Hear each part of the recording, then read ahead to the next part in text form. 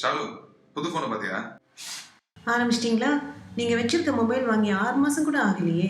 அதுல டிஸ்பிளேஸ் இல்ல. போக இது லேட்டஸ்ட் மாடல்ல. ஏதாவது காரணத்தை சொல்லி புதுசு புதுசா டிவி, கம்ப்யூட்டர், செல்போன் வாங்கிக்கிட்டே இருங்க. சே, புருஷன் சந்தோஷமா இருந்தா உங்களுக்கு எல்லாம் பிடிக்காது. உங்க சந்தோஷத்துக்காக வீடே கோடவுனா மாறணுமா என்ன? எங்க பார்த்தாலும் சிடி, சார்ஜர், பென் டிரைவ்னு இதெல்லாம் வச்சுக்கிட்டு என்னத்த பண்றது? வேளாங்கல்ல போடு, இல்ல குப்பையில போடு, இல்ல ஒரு வருஷம் பண்ணு.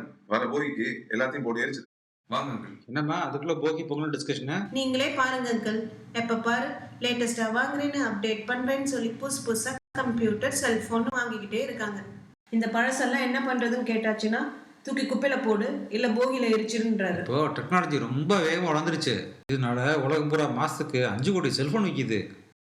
பழைய ஃபோனெல்லாம் எலக்ட்ரானிக் குப்பை அல்லது வேஸ்ட்டாக மாறிடுச்சு.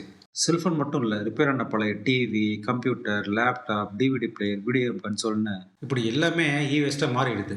நீங்களே இதெல்லாம் வேஸ்ட்ன்றீங்க. அப்ப வீட்டுல வச்சு என்னதான் பண்றது? தூக்கி எல்லாத்தையும் குப்பையில போட்டு வேண்டியதானே? அதான் தப்பு. வேஸ்ட்ல lead, PVC, mercury, barium, beryllium, cadmium, arsenic, நிக்கல்னு நூற்றுக்கணக்கான நச்சுப்பொருட்கள் இருக்கு.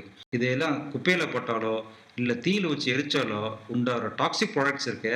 அது நம்ம மூளை, இருதயம், நுரையீரல், சிறுநீரகம்னு எல்லாத்தையும் பாதிச்சு பெரிய நோயை உண்டாக்கும். ஓ, இவேஸ்ல இவ்ளோ ப்ராப்ளம் இருக்கா? அப்ப இதெல்லாம் எப்படிதான் டிஸ்போஸ் பண்றது? தரமான செல்போன் சர்வீஸ் சென்டர்ல ஒரு பாக்ஸ் வச்சிருப்பாங்க. உபயோகம் இல்லாத செல்போன் அதில் போட்டுட்டீங்கன்னா அதை அவங்க மறுசுழற்சிக்கு, அதாவது ரீசைக்கிளுக்கு அனுப்பிச்சிருவாங்க. நீ பார்த்துருப்பேல, நம்ம ஒவ்வொரு எலக்ட்ரானிக் கேஜெட் வாங்கும் போதும் அதில் போட்டிருப்பாங்களே எப்படி ரீசைக்கிள் பண்ணணும், எங்கே ரீசைக்கிள் பண்ணணும்னு. புரிஞ்சுதா? எலக்ட்ரானிக் பொருளை விட எலக்ட்ரானிக் கழிவை எப்படி ஜாக்கிரதையாக ஹேண்டில் பண்ணணும்னு. நம்மளோட சந்ததிக்கு நம்ம சொத்து விட்டு போகிறத விட சுத்தமான பூமியை விட்டு போகிறது நம்ம கடமை இல்லையா?